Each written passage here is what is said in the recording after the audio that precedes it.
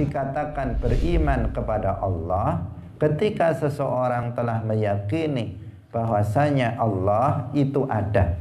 Tidak ada keraguan sedikit pun tentang adanya, dan adanya Allah tidak seperti adanya makhluk. Makhluk itu benda, Allah bukan benda. Makhluk itu memiliki bentuk dan ukuran, tidak dikatakan Allah memiliki bentuk dan ukuran. Makhluk itu memiliki warna, maka tidak dikatakan untuk Allah itu kuning, putih, dan seterusnya. Makhluk itu berada pada tempat, maka Allah itu ada tanpa tempat. Makhluk itu berada pada salah satu dari arah yang 6, maka Allah ada tanpa berada pada arah tertentu, dan seterusnya. Itulah makna iman kepada Allah Subhanahu wa ta'ala. Salamullah ala al-hadi Rasulillah. Assalamualaikum warahmatullahi wabarakatuh. Alhamdulillahi rabbil alamin. Lahu ni'matu wa lahul fadlu wa lahul thana'ul hasan. Wassalawatullahil barrir rahim wal malaikatil muqarrabin ala sayyidina wa maulana Muhammadin wa ala alihi wa ashabihi tayyibin tahirin. Allahumma la sahla illa ma ja'altahu sahla wa anta taj'alul hazna idha syi'ta sahla. Allahumma arzuqna al-ikhlasa fi niyyati wal qawli wal amal, wa ba'du. Ila nabiyil Mustafa sallallahu alaihi wasallam wa ikhwanihi minal anbiya'i wal mursalin wa syuhada'i was salihin, khususan ila sultanil awliya Syekh Abdul Qadir Al-Jilani wa Syekh Ahmad Ar-Rifa'i wa Syekh Bahauddin An-Naqsyabandi wa Syekhina Abdullah Al-Harari wa ila arwahi muassisi jam'iyyati Nahdlatul Ulama Syekh Muhammad Hashim Ash'ari wa Syekh Bisri Sansuri wa Syekh Abdul Wahab Hasbuwah wa ila arwahi jami'i ahli al-qubur minal muslimin wal muslimat wal mu'minin wal mu'minat min masyariqil ardi ila magharibiha, khususan ila arwahi abaina wa ummahatina wa ajdadina wa jaddatina wa masyayikhina wa masyayikhi masyayikhina. Al-Fatihah. A'udzu billahi minasy syaithanir rajim. Bismillahirrahmanirrahim. Alhamdulillahi rabbil alamin.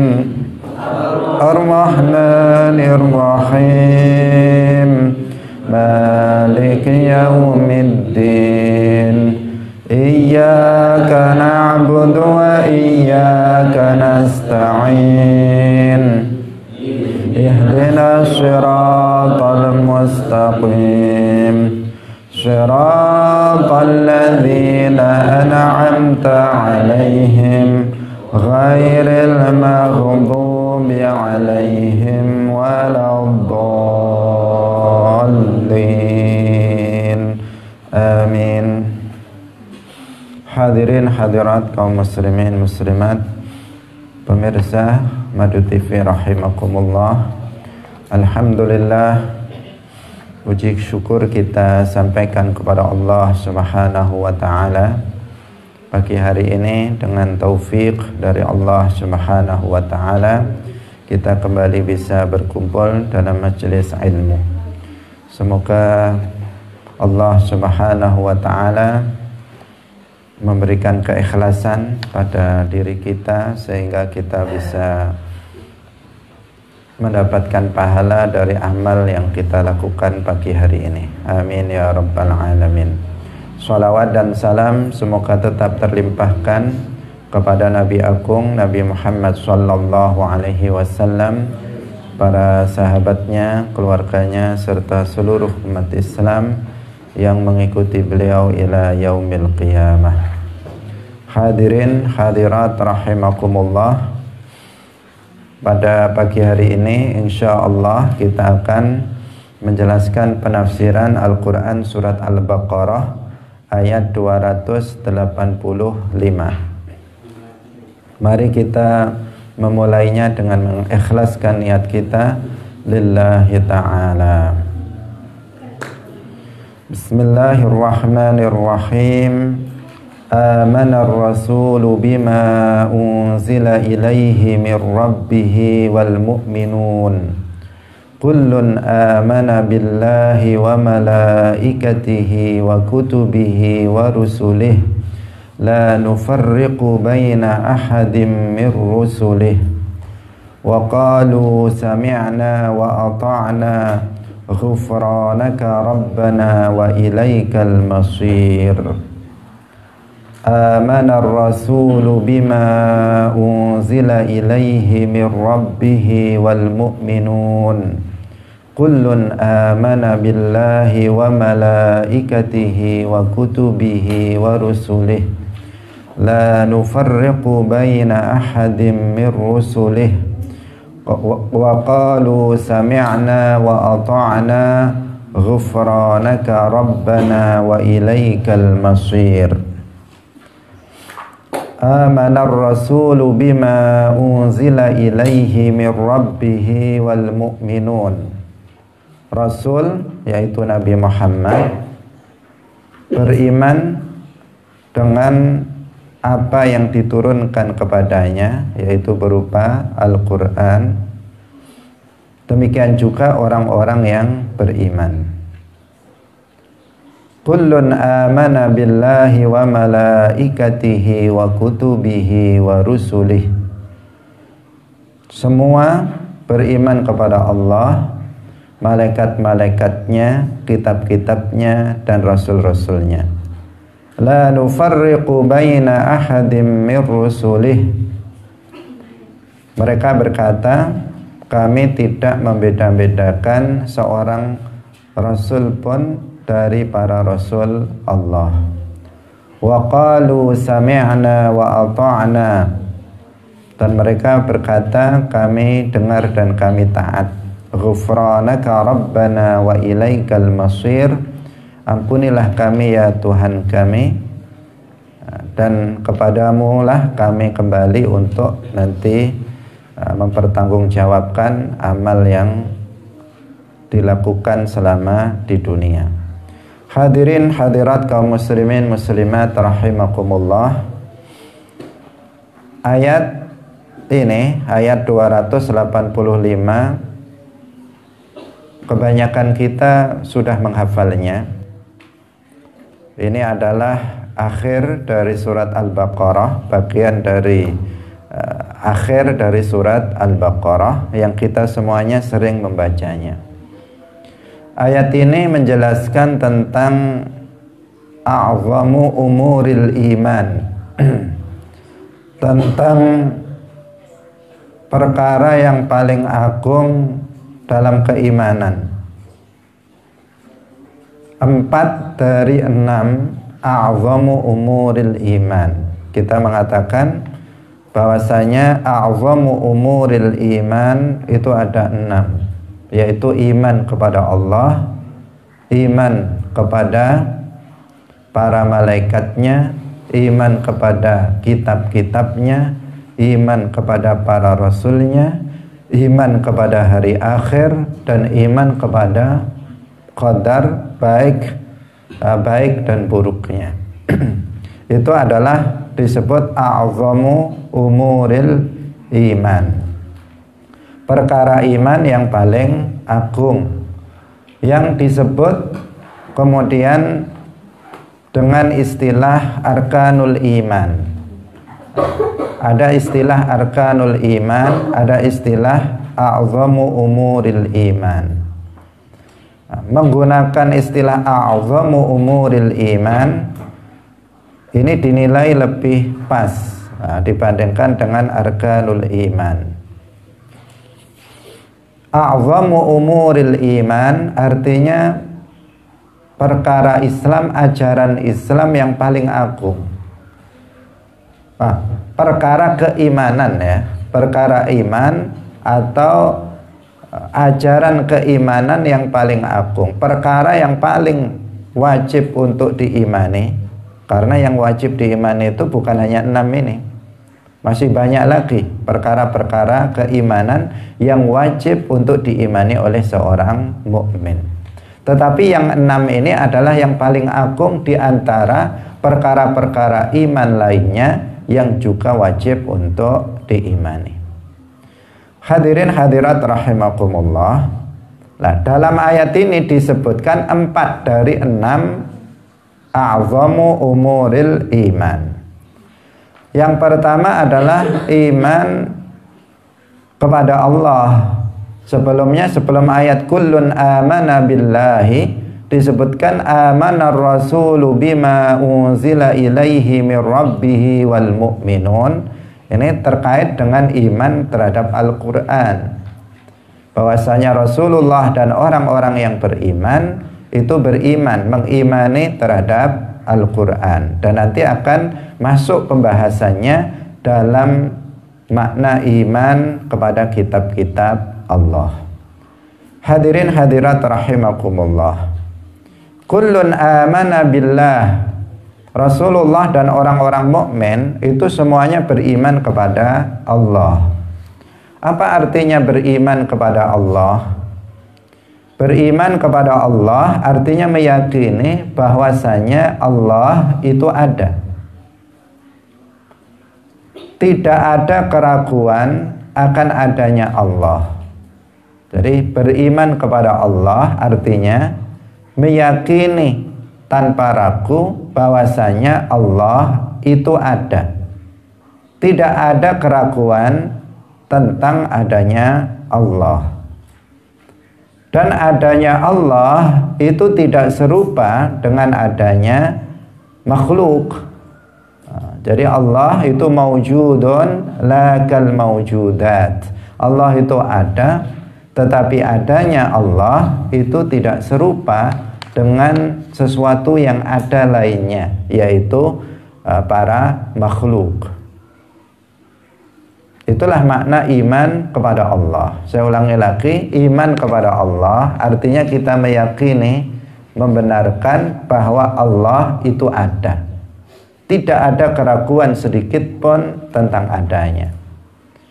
Dan adanya Allah itu tidak serupa dengan adanya makhluk. Itulah makna dasar dari al-imanu billah, iman kepada Allah Subhanahu wa ta'ala. Kalau dirinci itu luas.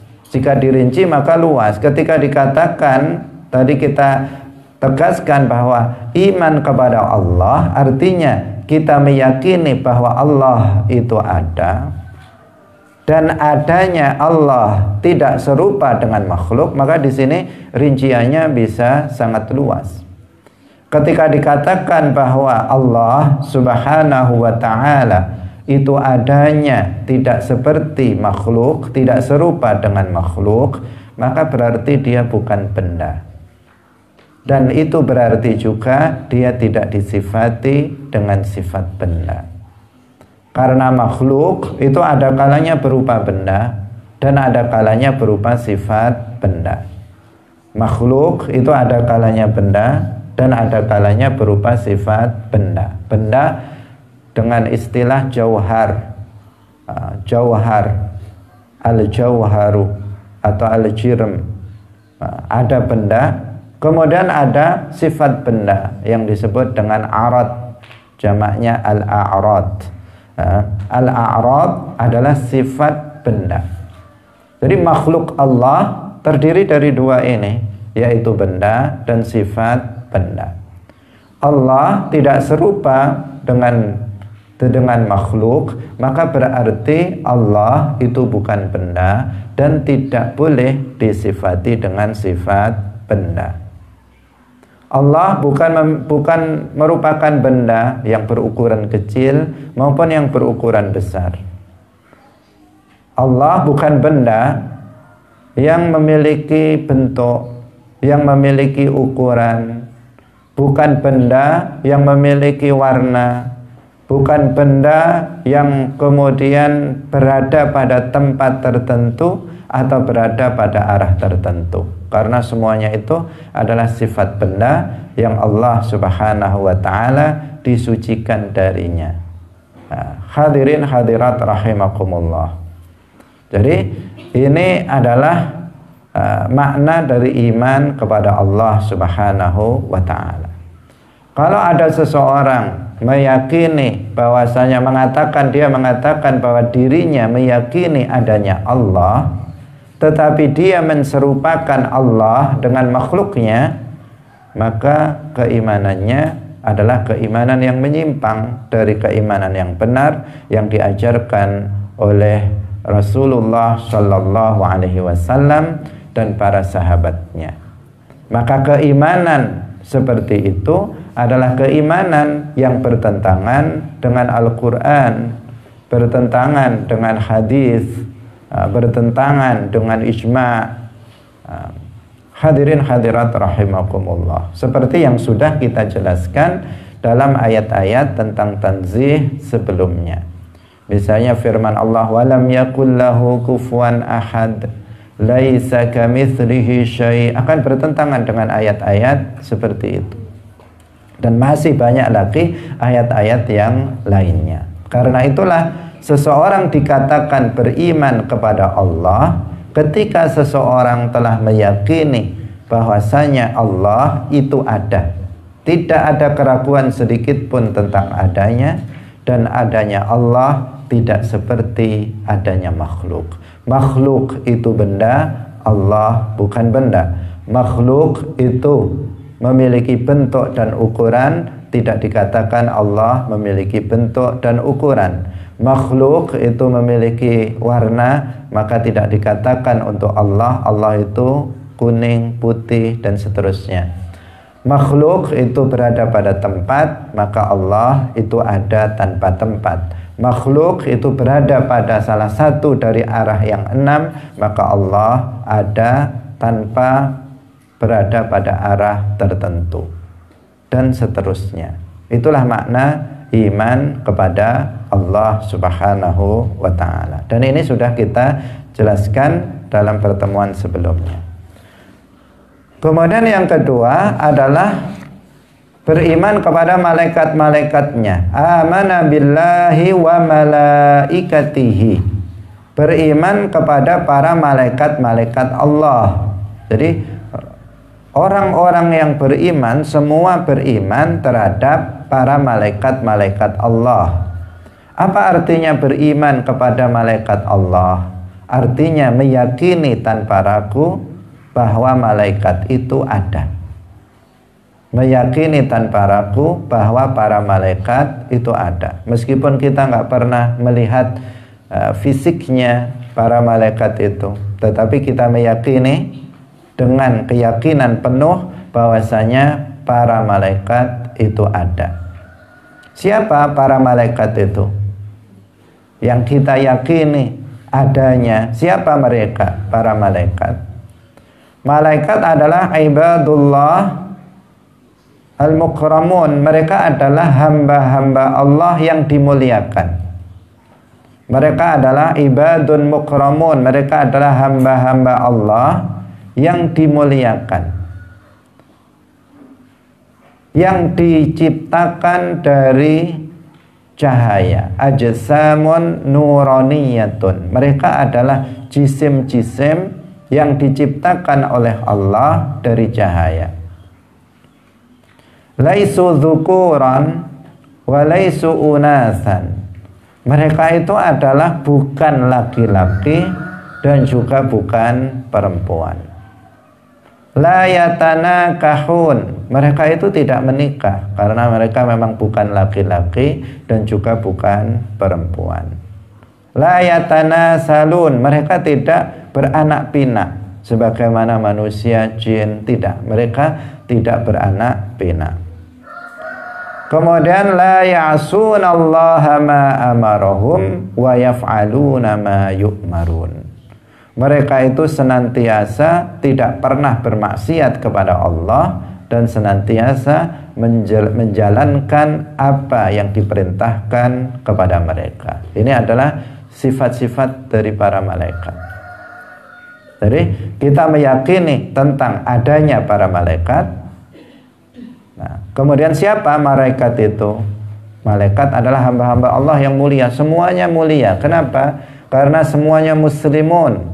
Para malaikat itu semuanya agamanya Islam. Para malaikat itu semuanya aulia Allah. Mereka semuanya adalah wali-walinya Allah. Sehingga dikatakan mereka adalah hamba-hamba yang dimuliakan. Mereka adalah wali Allah semuanya. Karena mereka senantiasa menjalankan perintah Allah dan tidak pernah bermaksiat sekalipun. Tidak pernah bermaksiat sekalipun, sehingga mereka adalah aulia Allah, menjadi hamba-hamba Allah yang dimuliakan. Mereka para malaikat itu diciptakan dari cahaya, berbeda dengan jin yang diciptakan dari api, berbeda dengan manusia yang diciptakan dari tanah. Malaikat diciptakan dari cahaya, sehingga dikatakan para malaikat itu ajsamun nuraniyah. Nah, mereka adalah bagian dari jismun latif, jisim yang tidak disentuh dengan tangan, tidak bisa disentuh dengan tangan. Tetapi sebagian para malaikat itu yatasyakkalun, mereka merubah wujudnya. Mereka merubah wujudnya seperti yang dilakukan oleh malaikat Jibril alaihissalam. Nah, malaikat ini sebenarnya jamak dari malakun. Jamak dari malakun. Jadi kalau dikatakan malaikat Jibril itu sebenarnya ya nggak pas. Mestinya malakun Jibril, bukan malaikah Jibril. Karena malaikah jamak dari malak. Tapi karena sudah jadi bahasa Indonesia, malaikat itu menjadi bahasa Indonesia, artinya ya malaikat, maka nggak apa-apa kita menyebutnya malaikat Jibril, bukan malakun Jibril. Nanti bingung nanti kita apa itu maksudnya. Jadi malaikat Jibril alaihissalam pernah merubah wujudnya menjadi seorang laki-laki, yaitu wujud seorang sahabat namanya Dihyah al-Kalbi. Ketika Rasulullah datang kepada Jibril, ketika Jibril datang kepada Rasulullah mengajarkan tentang iman, Islam, ihsan, dan mengajarkan tentang asyratus sa'ah, Jibril datang di tengah-tengah Rasulullah bersama para sahabatnya dalam wujud seorang laki-laki tampan. Tiba-tiba datang bertanya kepada Rasulullah tentang iman, tentang Islam, tentang ihsan, dan tentang asyratus sa'ah, tanda-tanda kiamat. Nah, ini menunjukkan apa? Bahwa malaikat terkadang merubah wujudnya menjadi wujud manusia. Nah, wujud manusia laki-laki. Tidak pernah mereka merubah wujudnya menjadi wujud seorang perempuan, tidak pernah. Seperti yang terjadi juga pada masa Nabi Lut alaihissalam. Para malaikat bertamu kepada Nabi Lut alaihissalam dalam bentuk lelaki, para laki-laki. Hadirin hadirat yang dirahmati oleh Allah Subhanahu wa taala. Tentang permasalahan ini secara rinci nanti akan kita sebutkan dalam pembahasan secara khusus tentang iman kepada para malaikat. Nah, hari ini kita bicara tentang beberapa a'zamu umuril iman secara global. Secara global saja nanti akan kita rinci kemudian. Hadirin hadirat yang dirahmati oleh Allah Subhanahu wa taala. Jadi para malaikat yang perlu juga kita ketahui bahwa mereka adalah sukanus samawat. Mereka adalah penduduk langit. Nah, mereka adalah penduduk langit. Tempat tinggal mereka itu di langit. Kalau kita manusia itu adalah sukanul ard, yaitu penduduk bumi. Jin itu juga penduduk bumi. Sementara para malaikat itu adalah penduduk langit. Mereka adalah ahlus samawat. Mereka adalah penduduk langit yang 7. Sehingga dikatakan dalam sebuah hadis bahwa ma fis samawati sab'i mawdi'u arba'i asabi' illa wa fihi malakun qa'imun aw raqi'un aw sajidun. Ma fis samawati sab'i, tidak ada di langit yang 7 mawdi'u arba'i asabi', tempat seluas 4 jari. Dalam sebagian riwayat, illa wa fihi malakun, kecuali di tempat itu ada malaikat. Qa'imun aw raqi'un aw sajidun, artinya mereka ada yang berdiri, rukuk, sujud, artinya mereka sholat, beribadah kepada Allah subhanahu wa ta'ala di atas langit. Langit yang 7 penuh dengan para malaikat, karena langit adalah tempat tinggal bagi para malaikat. Sehingga nggak boleh dikatakan bahwasanya Allah berada di atas langit, tidak boleh. Karena orang yang mengatakan bahwasanya Allah berada di atas langit, maka berarti mereka telah menyerupakan Allah dengan makhluknya. Padahal kita tahu Allah berfirman, laisa kamitslihi syai'. Tidak ada sesuatu pun yang serupa dengan Allah. Ini adalah ayat muhkamat yang harus kita pegangi, bahwa Allah tidak serupa dengan makhluk. Maka jangan sekali-kali mengatakan atau meyakini bahwa Allah itu bertempat di langit. Karena langit adalah tempat tinggal bagi para malaikat. Bahkan di sana sudah nggak ada tempat lagi. Di sana sudah penuh dengan para malaikat. Tidak ada tempat 4 jari pun di sana, kecuali ada para malaikat. Hadirin hadirat yang dirahmati oleh Allah, secara rinci insya Allah nanti akan ada pembahasannya secara khusus. Kemudian yang berikutnya adalah wa kutubihi, beriman kepada kitab-kitab Allah, wa malaikatihi wa kutubihi. Beriman kepada kitab-kitab Allah. Apa artinya iman kepada kitab-kitab Allah? Artinya meyakini tanpa ragu bahwa Allah itu menurunkan kitab-kitabnya kepada sebagian para nabinya. Jadi meyakini tanpa ragu bahwasanya Allah subhanahu wa ta'ala itu telah menurunkan kitab-kitabnya kepada sebagian para nabinya. Itu maknanya. Kita meyakini bahwasanya Allah subhanahu wa ta'ala telah menurunkan kitab-kitabnya kepada sebagian para nabi. Tidak kepada semua para nabi, tetapi kepada sebagian dari para nabi. Kitab-kitab yang Allah turunkan kepada sebagian para nabi itu jumlahnya ada 104 kitab. Yang 100 itu berupa suhuf, sementara yang 4 yang kita kenal, yang paling masyhur itu adalah 4, yaitu kitab Taurat yang diturunkan kepada Nabi Musa alaihi salam. Kemudian yang kedua adalah kitab Zabur yang diturunkan kepada Nabi Dawud alaihi salam. Kemudian yang ketiga adalah kitab Injil yang diturunkan kepada Nabi Isa alaihi salam. Dan yang keempat adalah Al-Quran yang diturunkan kepada Nabi Muhammad sallallahu alaihi wasallam. Ini yang terkenal. Sementara yang 100 lainnya berupa suhuf, ada yang diturunkan kepada Nabi Ibrahim, ada yang diturunkan kepada Nabi Musa sebelum Taurat, ada yang diturunkan kepada Nabi Syith, dan seterusnya.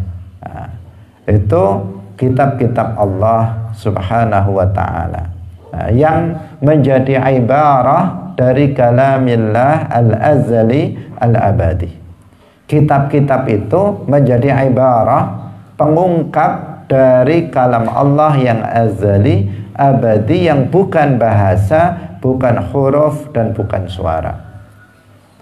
Karena kita Ahlus Sunnah wal Jamaah meyakini bahwasanya kalamullah sebagaimana sifat-sifat Allah lainnya itu qadimun, azaliyun, abadiyun, bukan berupa bahasa, bukan berupa huruf, dan bukan berupa suara. Itu kalam Allah yang merupakan sifatnya. Nah, sementara yang turun kepada para nabi itu berupa bahasa. Yang turun Al-Quran, yang turun kepada Nabi Muhammad sallallahu alaihi wasallam itu berupa bahasa Arab. Yang turun kepada siapa? Yang turun kepada Nabi Musa alaihi salam, yaitu Taurat, itu dalam bahasa Ibrani, dalam bahasa Ibrani. Kemudian Injil yang diturunkan kepada Nabi Isa alaihi salam itu dalam bahasa Suryani. Sementara Zabur yang diturunkan kepada Nabi Dawud alaihi salam, sebagian ulama mengatakan berbahasa Arab, sebagian ada yang mengatakan berbahasa Ibrani, tetapi berupa bahasa. Nah, maka kitab-kitab yang diturunkan kepada para nabi itu adalah kalamullah, tetapi dengan pengertian lafaz yang diturunkan, bukan dengan pengertian sifat kalam Allah, bukan dengan pengertian al-kalam az-zati yang merupakan sifatnya. Karena sifat kalam Allah itu bukan bahasa, bukan huruf, dan bukan suara. Sementara yang turun itu berupa bahasa, berupa huruf, dan berupa suara. Maka itu semuanya juga disebut kalamullah. Hanya saja dia adalah ibaratun an kalamillah az-zati. Dia adalah yang mengungkapkan kalam Allah az-zati yang merupakan sifatnya. Hadirin hadirat yang dirahmati oleh Allah Subhanahu wa ta'ala, sifat kalam Allah disebut kalamullah. Demikian juga lafaz yang diturunkan kepada sebagian para nabinya yang itu berupa bahasa, huruf, dan suara juga disebut kalamullah. Karena kalam-kalam itu menunjukkan atau menjadi ibarah dari kalam Allah. Karena kalam-kalam itu adalah bukan ciptaan para nabi, bukan ciptaan Nabi Muhammad, bukan karya dari malaikat Jibril, tetapi dia adalah ciptaan Allah Subhanahu wa ta'ala yang diciptakan untuk menunjukkan kalamnya yang azali, abadi, yang bukan bahasa, huruf, dan suara. Nah, pembahasan tentang kalam Allah insya Allah nanti juga akan ada pembahasan secara khusus, karena ini membutuhkan waktu yang panjang untuk menjelaskan tentang sifat kalam Allah. Hadirin hadirat kaum muslimin muslimat, pemirsa Madru TV yang berbahagia. Kemudian yang berikutnya adalah warusulihi, beriman kepada para rasul Allah. Beriman kepada para rasul Allah. Apa artinya beriman kepada para rasul Allah? Artinya adalah meyakini. Yang dimaksud di sini, sebelum kita ke sana, terlebih dahulu perlu diketahui ketika dikatakan wa rusulihi, yang dimaksud adalah wa anbiyaihi. Jadi beriman kepada Rasul di sini yang dimaksud adalah beriman kepada para nabi Allah, baik nabi yang sekaligus menjadi Rasul maupun para nabi yang bukan Rasul. Nah, karena ketika disebut nabi, maka di sini lebih umum. Nah, karena nabi itu ada yang nabi rasul, an-nabiyyur rasul, ada nabi yang bukan rasul, an-nabiyyu ghairur rasul. Sementara ketika disebut dengan rasul, maka yang bukan rasul di situ akan tidak masuk ke dalamnya. Karena setiap rasul itu pasti nabi, tetapi tidak setiap nabi itu adalah rasul. Jadi setiap rasul adalah nabi, nggak ada rasul yang bukan nabi. Tetapi tidak setiap nabi itu rasul, karena ada an-nabiyyur rasul dan ada an-nabiyyu ghairur rasul. Hadirin hadirat rahimakumullah, kita mengimani para nabi, artinya kita meyakini bahwasanya Allah subhanahu wa ta'ala memilih sebagian dari para hambanya untuk mubasyirina wa munzirin, untuk menyampaikan risalahnya kepada umat manusia, untuk menyampaikan risalahnya kepada umat manusia, memberikan kabar gembira kepada orang-orang yang beriman dan taat kepada Allah dengan pahala dan surga nanti di akhirat. Barang siapa yang mau beriman dan mau beramal soleh, maka dia akan mendapatkan pahala nanti di akhirat, dia akan dimasukkan ke dalam surga. Dan memberikan inzar, memberikan peringatan kepada orang-orang yang kafir dan orang-orang yang bermaksiat kepada Allah, mengatakan barang siapa di antara kalian yang tetap dalam kekufurannya atau berbuat maksiat kepada Allah, maka ada ancaman azab Allah nanti di akhirat. Itulah yang dilakukan oleh para nabi, baik nabi yang rasul maupun nabi yang bukan rasul. Kedua-duanya sama-sama diutus untuk berdakwah. Keduanya sama-sama diutus untuk bertabligh.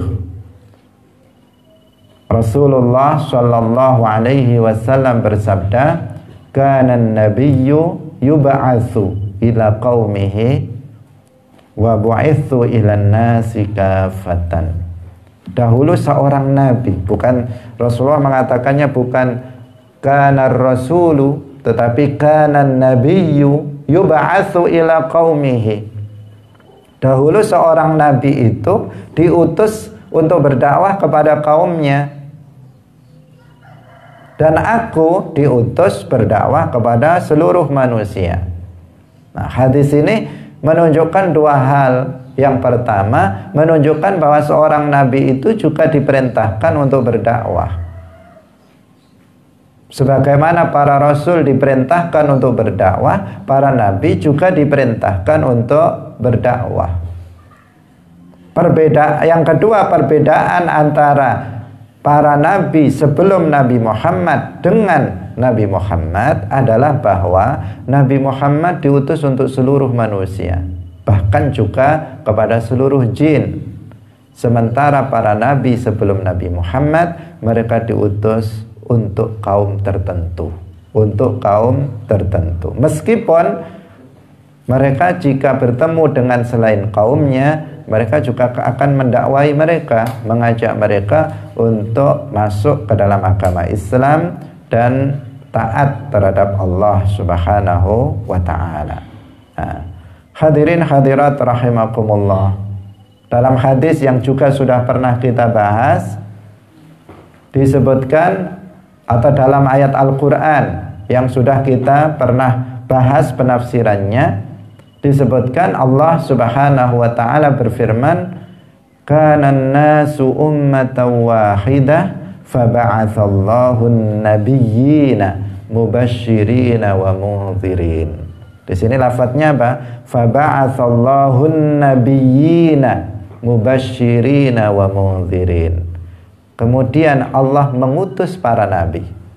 Bukan disebutkan tidak dengan menggunakan lafadz rasul, tetapi menggunakan kata nabi. Faba'atsallahu nabiyyin. Allah mengutus para nabi. Apa? Diutus untuk apa? Mubasysyirina wa mundzirin. Tabsyir dan inzar itulah dakwah Islam. Itulah tabligh. Itulah pokok daripada dakwah, yaitu memberikan kabar gembira kepada orang-orang yang beriman dan taat dengan pahala dan surga nanti di akhirat, dan memberikan ancaman, peringatan kepada orang-orang yang tetap dalam kekufuran dan kemaksiatan dengan azab yang pedih nanti di akhirat. Itu namanya apa? Dakwah. Dan itu dilakukan, diperintahkan oleh Allah juga kepada para nabinya. Pembahasan perbedaan antara nabi dan rasul ini insya Allah nanti juga akan kita jelaskan secara khusus dalam pembahasan ayat yang lainnya, karena banyak sekali di dalam Al-Quran ayat-ayat yang menjelaskan bahwasanya para nabi itu juga diutus untuk berdakwah. Yang membedakan sekilas saja, yang membedakan bahwa para nabi mereka datang mendakwahkan syariat para rasul sebelumnya. Sementara para rasul mereka datang itu dengan apa? Dengan syariat yang baru. Dengan syariat yang baru. Yang sebagian baru sama sekali, yang sebagian adalah memperbaharui yang lama, yang sebagian adalah menetapkan syariat sebelumnya untuk kemudian ditetapkan kembali sebagai syariat Rasul tersebut. Sementara para nabi itu mendakwahkan syariat Rasul yang sebelumnya atau yang ada pada masanya. Hadirin hadirat yang dirahmati oleh Allah Subhanahu wa ta'ala. Jadi beriman kepada para rasul yang dimaksud di sini adalah beriman kepada para nabi.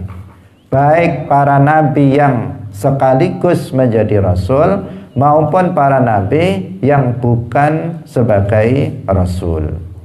Hadirin hadirat yang dirahmati oleh Allah Subhanahu wa ta'ala. Nah, kemudian yang berikutnya Allah Subhanahu wa ta'ala berfirman menjelaskan tentang apa yang dikatakan oleh orang-orang mukmin. Orang mukmin itu bagaimana? Mereka mengatakan la nufarriqu baina ahadim mir rusulih. La nufarriqu baina ahadim mir rusulih. Orang-orang mukmin berkata, kami tidak membedakan di antara kami tidak membedakan rasul satu dengan rasul-rasul yang lainnya. Nah, ini menunjukkan bahwasanya kita ini tidak boleh mengatakan bahwa nabi ini lebih mulia dari nabi yang lain tanpa ada dalil. Nah, saya ulangi lagi, tanpa ada dalil dari Al-Quran atau hadis yang menunjukkan bahwasanya nabi ini lebih mulia dari nabi yang lainnya, maka tidak boleh bagi kita untuk mengatakan nabi ini lebih mulia dari nabi itu. Nah, ini makna dari ayat tersebut. Nah, ini jika tanpa ada dalil. Tetapi jika ada dalil yang menyebutkan keutamaan seorang nabi tertentu, maka ini boleh kita mengatakan nabi-nabi ini lebih mulia dari nabi yang lainnya.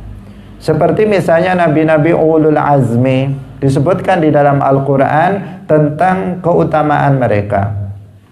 Nabi ulul azmi yang memiliki kesabaran yang luar biasa ada 5, yaitu ada Nabi Muhammad sallallahu alaihi wasallam, Nabi Ibrahim alaihi salam, Nabi Nuh alaihi salam, Nabi Musa dan Nabi Isa. Ada dalil yang menyatakan bahwa mereka itu lebih mulia dari para nabi yang lainnya. Maka boleh kita mengatakan bahwa 5 nabi ini adalah para nabi yang termulia di antara nabi-nabi yang lainnya. Kemudian juga ada dalil yang menyebutkan bahwa Nabi Muhammad sallallahu alaihi wasallam adalah afdalul anbiya wal mursalin. Bahwa Nabi Muhammad adalah para nabi yang paling mulia dari seluruh para nabi. Maka boleh kita mengatakan bahwa Nabi Muhammad sallallahu alaihi wasallam adalah nabi yang termulia secara mutlak. Bukan hanya nabi yang termulia secara mutlak saja, tetapi bahkan dikatakan bahwa Nabi Muhammad adalah afdalul khalqi alal itlaq. Beliau adalah makhluk yang termulia secara mutlak. Beliau lebih mulia dari seluruh para nabi. Beliau lebih mulia dari seluruh para malaikat. Beliau lebih mulia dari Ka'bah. Beliau lebih mulia dari bahkan amal soleh yang kita lakukan. Beliau lebih mulia dari sholat yang kita lakukan. Sholat yang kita lakukan adalah makhluk, dan Rasulullah lebih mulia dari amal soleh yang kita lakukan. Kenapa? Karena Nabi Muhammad adalah afdalul makhluqat, makhluk yang paling mulia secara mutlak. Tidak ada yang lebih unggul dari Nabi Muhammad sallallahu alaihi wasallam. Ketika ada dalil, maka kita boleh untuk mengatakan bahwa Nabi ini lebih mulia dari Nabi itu. Tetapi jika tidak ada dalil mengatakan yang menyebutkan tentang keutamaan seorang Nabi, maka kita nggak boleh membeda-bedakan antara Nabi satu dengan Nabi yang lain. Kita nggak boleh mengatakan misalnya Nabi Sulaiman lebih mulia daripada Nabi Dawud. Tidak boleh kita mengatakan misalnya Nabi Adam alaihi salam itu lebih mulia daripada Nabi Idris. Nah, tidak boleh kita mengatakan begitu. Kenapa? Karena nggak ada dalil yang menunjukkan keutamaan Nabi Adam dari Nabi Idris. Tidak ada dalil yang menunjukkan keutamaan Nabi Sulaiman dari Nabi Dawud, dan seterusnya. Sehingga kita mengatakan mereka adalah para nabi yang mulia. Tetapi tidak dikatakan ini lebih mulia dari yang lain. Nah, mereka adalah para nabi yang mulia, jelas. Nah, karena di dalam Al-Quran memang sudah disebutkan bahwa mereka adalah para nabi, bahwa para nabi adalah para hamba Allah yang mulia. Nah, disebutkan dalam Al-Quran wa kullan faddalna 'alal 'alamin, dan seluruh para nabi itu kami utamakan atas alam semesta ini. Artinya semua para nabi secara global mereka adalah makhluk yang paling mulia. Secara global mereka semuanya adalah makhluk yang mulia, paling mulia. Kemudian ada dalil yang menunjukkan Nabi Ulul Azmi yang paling mulia di antara mereka. Kemudian ada dalil yang menunjukkan Nabi Muhammad adalah yang termulia dari keseluruhan. Maka kita mengatakan itu. Tanpa adanya dalil, maka kita nggak boleh mengatakan bahwa Nabi ini lebih mulia dari Nabi yang lainnya. Hadirin hadirat rahimakumullah. Wa qalu sami'na wa ata'na ghufranaka rabbana wa ilaikal masir. Nah, dan mereka siapa tadi? Orang-orang mukmin, orang-orang yang beriman. Kita bicara tentang orang-orang yang beriman. Mereka itu beriman kepada Allah. Orang-orang beriman itu beriman kepada para malaikatnya, beriman kepada kitab-kitabnya, beriman kepada rasul-rasulnya. Mereka tidak membedakan, orang yang beriman tidak membedakan antara nabi satu dengan nabi yang lain kecuali dengan dalil, dan mereka mengatakan sami'na wa ata'na. Nah, kami mendengar dan kami taat. Nah, taat artinya mereka orang-orang yang beriman dengan iman yang sempurna, mereka siap untuk menjalankan syariat Islam, untuk menjalankan apa yang telah diperintahkan oleh Allah Subhanahu wa taala kepada mereka, dan menjauhi hal-hal yang diharamkan atas mereka. Itulah orang-orang yang beriman. Seperti itu orang yang beriman. Kenapa? Karena mereka yakin dengan apa? Yakin dan beriman kepada Allah, malaikatnya, kitab-kitabnya, rasul-rasulnya, maka konsekuensi dari itu semuanya, dari keimanan itu adalah siap untuk menjalankan apa yang telah Allah Subhanahu wa taala itu tetapkan. Hadirin hadirat yang dirahmati oleh Allah Subhanahu wa taala, ghufranaka rabbana wa ilaikal masir. Mereka berkata, orang-orang mukmin, ampunilah kami wahai Tuhan kami, karena memang Allah Subhanahu wa taala adalah zat yang maha pengampun. Ghafirudz dzambi al-ghaffar, Allah mengampuni dosa-dosa para hambanya. Selama seseorang itu tidak melakukan kekufuran, selama seseorang itu tidak melakukan kesyirikan, maka Allah Subhanahu wa ta'ala akan mengampuni dosa orang-orang yang meminta ampunan kepadanya. Kita hendaknya senantiasa bersegera untuk bertaubat kepada Allah Subhanahu wa ta'ala atas dosa yang kita lakukan. Taubat tidak boleh untuk ditunda-tunda. Taubat itu wajib atas setiap dosa yang kita lakukan, baik itu dosa besar juga termasuk dosa kecil. Jadi taubat bukan hanya dari dosa besar saja, tetapi juga dari dosa-dosa kecil yang telah kita lakukan. Rabbana ghufranaka rabbana wa ilaikal masir.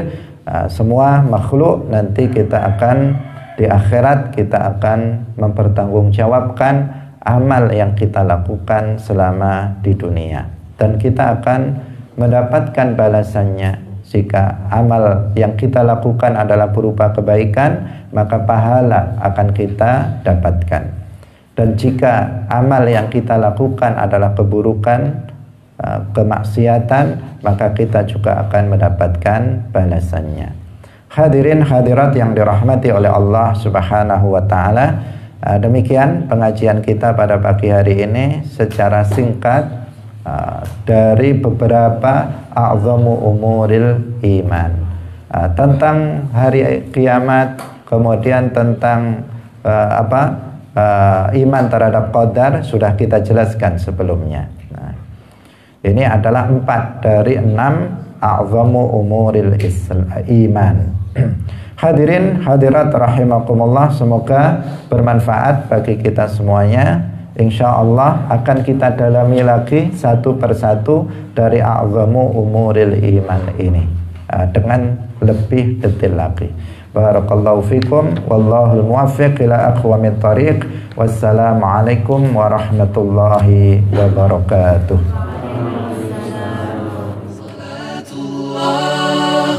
سلام الله على الهادي رسول الله.